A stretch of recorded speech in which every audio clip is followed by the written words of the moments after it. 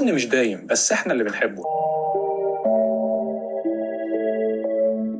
عارف ان في ناس لو الحزن اختفى من حياتهم هيحسوا ان هم مش هم، هيحسوا بقلق وهيدوروا على الحزن بملقاط. بس الحقيقه بتقول لك ايه بقى؟ ان في ناس اتربت على الحزن لدرجه انها بقت فعلا متعلقه بيه، زي ما يكون وجعك هو اللي بيفكرك انك عايش، زي ما يكون المعاناه هي اللي بتحسسك بحقيقتك، انك فعلا موجود، وان اصبح الوجع ده جزء منك. وصدقني ده مش دراما، ده مفهوم معروف في علم النفس بنسميه هويه قائمه على الحزن. في دراسه في احدى الجامعات بتقول ان الدماغ ممكن يتعود على الحزن لدرجه يفرز مجموعه من الهرمونات الوهميه في لحظه البكاء، انه بيكافئك انك فضلت، يعني انك فضلت الحزن، يعني ما خنتوش، يعني ما تخليتش عنه. فبدل ما تسيب الحزن، لا انت بتحضنه اكتر وبتقول لنفسك انا فعلا كده. طب ايه الحل؟ جرب تمرين اسمه صورتي من غير الحزن. كل يوم ارسم او اكتب وصف لنفسك حتى لو ما كنتش حزين. مش لازم تكون فنان، بس لازم تتخيل نسخه منك مش مربوطه بالوجع. وده اللي بنشتغل عليه في الجلسات، ان احنا نعرف، او ازاي ان احنا نعرف نفك التعلق بالحزن. وقول لي، هل يا ترى جربت يوم تعيش من غير حزن وحسيت انك